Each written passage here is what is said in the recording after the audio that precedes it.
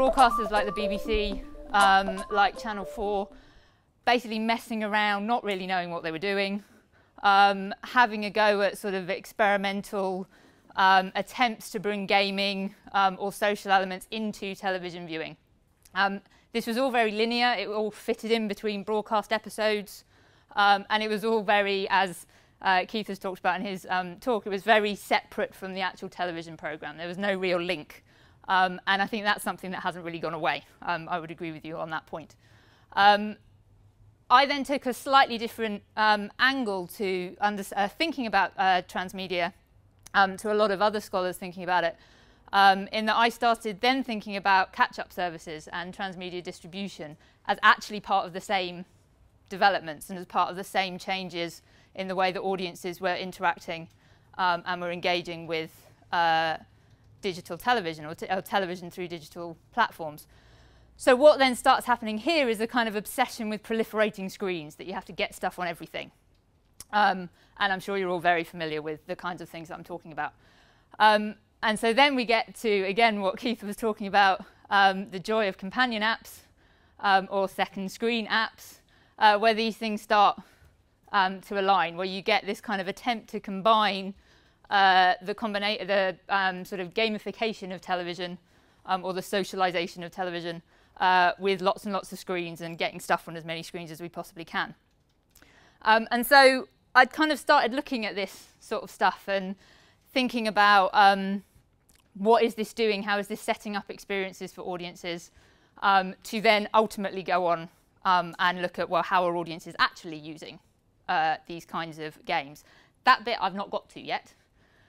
So I'm sort of talking around a project that I'm just kicking off at the moment that leads out of some of this research that I've been doing and some parallel research that I was doing on things that you guys might be slightly more interested in, which is why I've rapidly thrown in a slide about it. At the same time as doing this, I started working with some digital artists on more sort of pervasive multi-platform theatre style productions. And these came from the research that I did for my PhD around mobile television, where everybody I spoke to was like, no, hate it, don't want anything to do with it. I don't want to get immersed in something when I'm in a public space. This was around 2006. And the only real mobile television at the time was, I don't know if anyone was familiar with 24 Conspiracy, which was a drama that they spun off of 24. It wasn't very well done, which I don't think helped. But there was a lot of reluctance to sort of mix mobile technologies with narratives. And so I ended up getting in touch with a digital producer called Rick Lander, who works out of the Pervasive Media Studio in Bristol. And I told him, well, nobody wants to do mobile drama, nobody's interested in it. And so he took it as a challenge to go and create something that would engage and would immerse people via mobile technology. So we created The Memory Dealer, which ran twice in 2010 and 2013. I have a quick video just to give you a sense of what it was. Again, this was a last minute. This was a last minute. That's not worked. Why has that not worked? Oh no, because you have to... Oh, do I have to go somewhere else? Sorry. Yeah. This is what I get for changing my talk like half an hour ago. Where is the link? There isn't a link. I've just opened the page. Okay, don't worry, I won't show it. No, we can show it. Anyway, I'll explain Memory Dealer until that gets up. So the Memory Dealer was created in a science fictional world where mobile phones record your memories, and they're starting to be traded, and corporations are taking over them. So Google, or the equivalent of Google in this world, are starting to own your memories and sell them for commercial purposes. And a guerrilla movement is... That's not it. No, sorry. How did that go? I don't know. I don't know what that is. I don't know. Bring that back. That's from Rick Lander as well. It might have just been a link through then. Oh, yeah, yeah. No, I remember that one. Yeah, that's it. There we go. That's it. Right, all right. Put it on that screen. No. Oh, I see what happens. When I flick it too many times, so it decides it's going to go to the next video. Oh, okay. Yeah. Let's do this. So anyway, so whilst memories are being commercialised, a guerrilla anarchist group are trying to stop that and are trying to stop various legislation that will serious problem. Commercialise memories.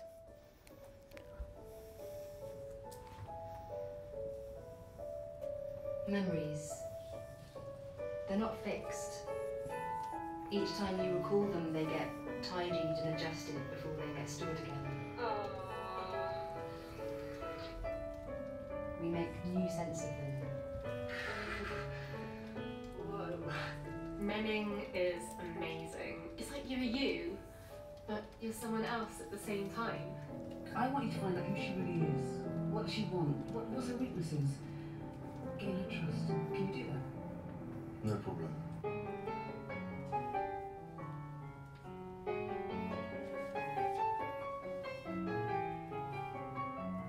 I'm worried about the stash of the jewelers. I went to a very dark place.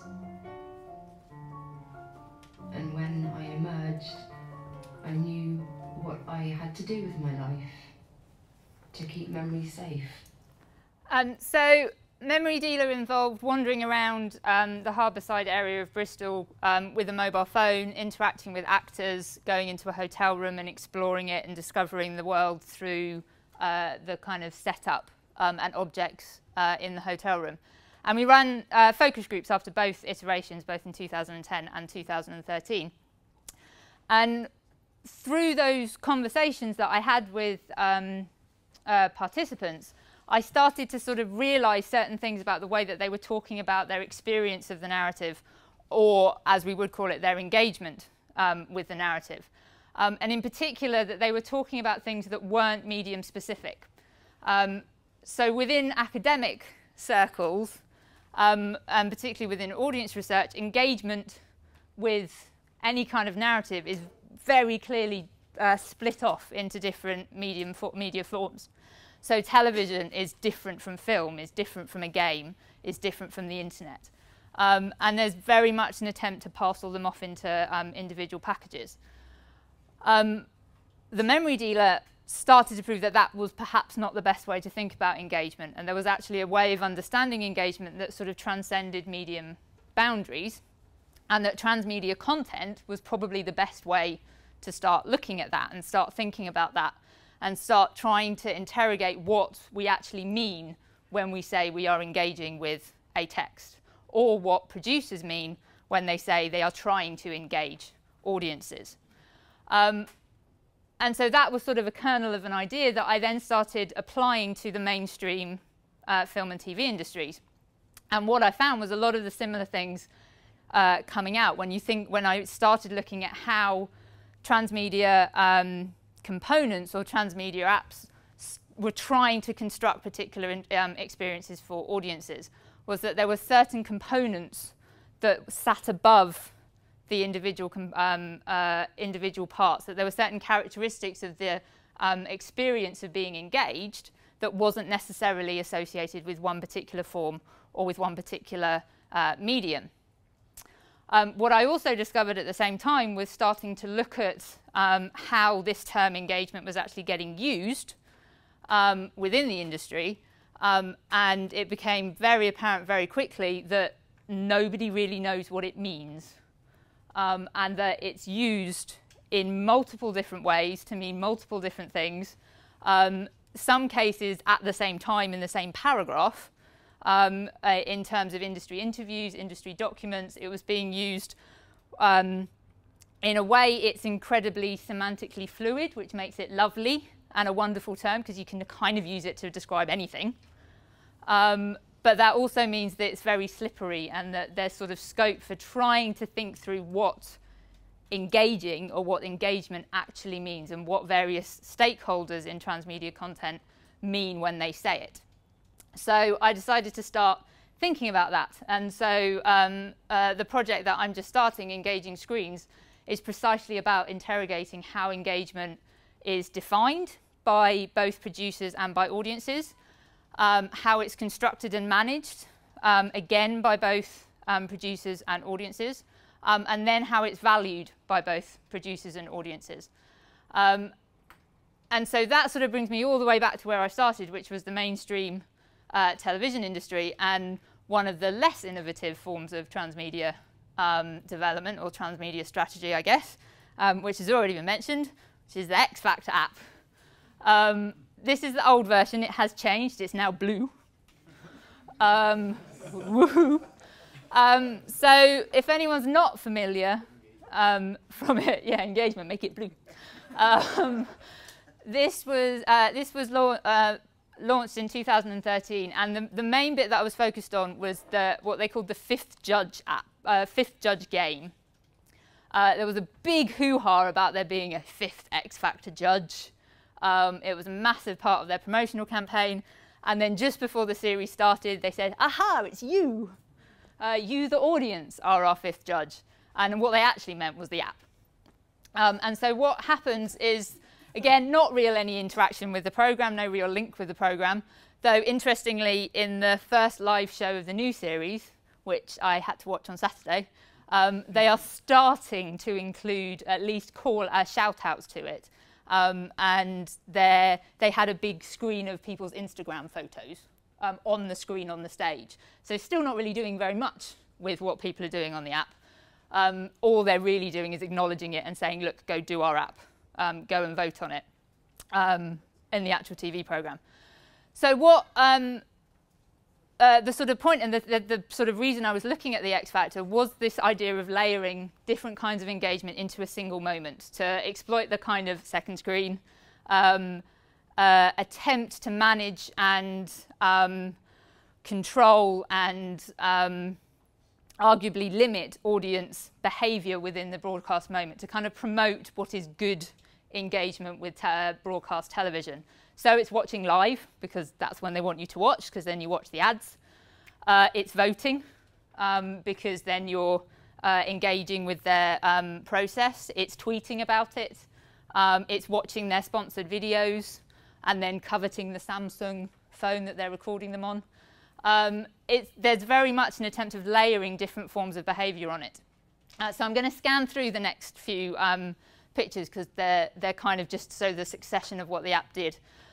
So during the programme, this is from last year, they'd ask you a series of questions. You'd just say, yes, she was great, no, she was rubbish. That was sort of roughly timed on the kind of content that was on the programme. So before, this is Sam Bailey, who eventually won. Before she performed, it's, is she going to be any good? Then, is she good? Thumbs up, thumbs down. Commentary on it. And then afterwards, is she going to stay or is she not? So very relatively minimal, but it's an attempt to kind of layer different modes of behaviour, different activities, different forms of different types of engagement on top of each other.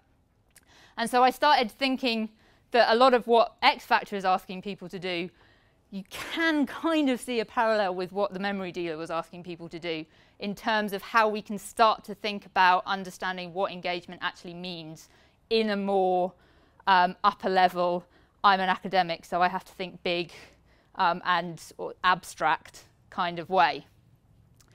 And so, oh, and of course, you go to adverts when the adverts come on, obviously. So I started thinking about all the kinds of things that you're asked to do during the X Factor app. And this model actually came from my thinking about the memory dealer in the first place, but it also weirdly applied to X Factor. So you're asked to pay attention, obviously. You're asked to watch. The interactions with the app are relatively tightly controlled. They're not, it's relatively big graphics. It's easy to press a button so that you're not looking down for too long. So you are asked to pay attention. You're asked to view. You're asked to be a consumer. You're asked to go and order a Domino's pizza with your free voucher for chicken wings, which you get for voting lots. So you're asked to become a consumer and become part of the economic structure of commercial television. You're asked to share. You're asked to tweet. You're asked to link to Facebook, and then eventually the faces of everybody who's done that appears at the bottom, so you're part of this wider community that you're sharing with. You're asked to emote. You're asked to get excited when people do well. You're asked to get upset when people leave. You're arguably asked to think. You're certainly asked to choose. They want you to vote, so they ask you to choose who to vote, and therefore you're asked to interact with the programme, even if it's quite limited. To a certain extent, you're even asked to perform. So this is slightly more the case in the new app, where you actually have a big button here, obviously just a circle, that you have to press and hold down for a certain length of time, depending on how much you like the performance. So it's a little bit more performative in a way than this one is. But to a certain extent, there's an element of performance going on. And ultimately, you're asked to spend time with the app and with the programme. And so by thinking about all these different things, I started to kind of come up with a sort of a model, because I'm an academic, as we've discovered, there has to be a model. So a slightly different model of how to think about engagement and how to understand and start to try and define how engagement might be thought of, managed, constructed, and valued. And so first of all, I thought that there's always a type of behaviour. You're always doing something. So this might be simply watching. So it might be something that's very immersive. It might be something that's interactive. It might be something that's interactive, so talking to other people around a programme. But there's always going to be a type of behaviour. There's always then a form of engagement. So you're always asked to either engage emotionally, engage intellectually, or engage physically.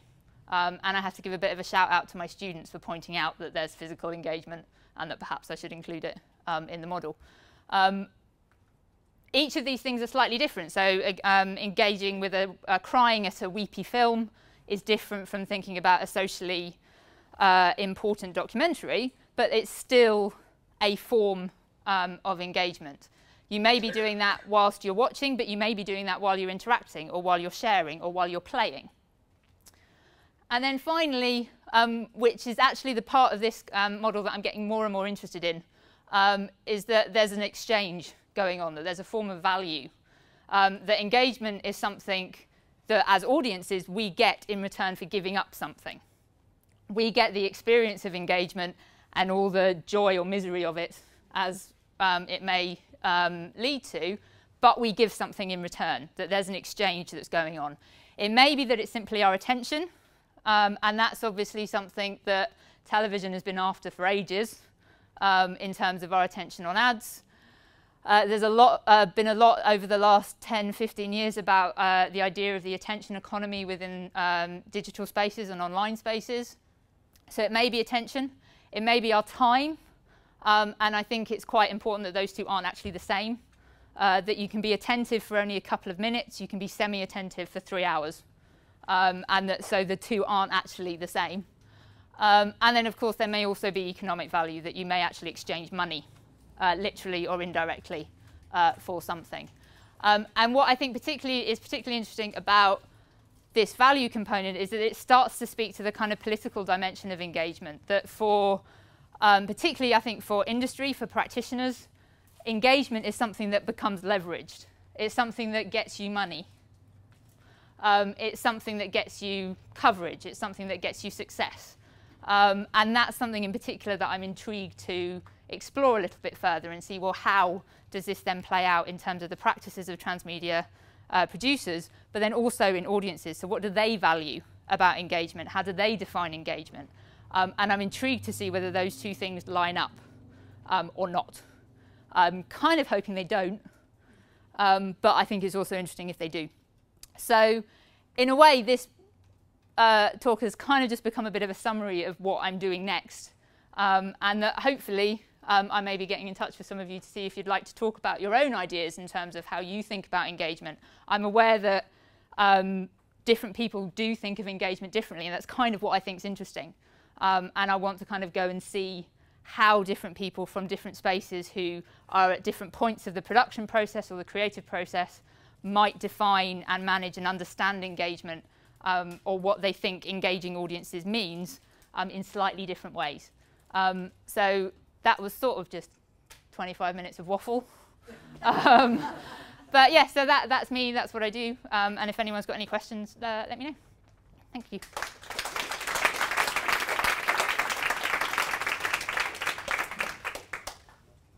Any questions? Hi, sorry. Did you ask the consumers how much they pay for it as an engagement? I haven't yet. I haven't actually got to the point of being able to do the research yet. So at the moment, this sort of model is sort of based on my own experience of previous research projects to then go and test out later. In terms of the memory dealer, the first iteration was quite small and that was free. The second was a lot bigger and they paid £15 and it lasted about 2.5 hours. And that they did. People were very happy to pay that, and they kind of thought it was good value for money, and they appreciated the slightly more experimental element of it. But I think it's complicated when you then switch to television. Payment becomes even more complicated because you're not necessarily paying directly, and so in a way, I'm interested to see how audience even conceive of the idea of paying for engagement when they may be paying in ways that they don't realise they're paying, if that makes sense. So that's a very long-winded way of saying I don't know. The question is more about how much they value. Yeah. I think what's also important is that value is more than economic. Economics is a part of it, and I think quite an important part of it. But I'm also interested in, well, what are you willing to say pay a lot of attention to, but for only 5 minutes, versus having something on in the background, sort of paying attention to it, but for 3 hours? Is that still engaging with it? Does that still count? When does engagement stop, I think, is a very difficult question. Thank you.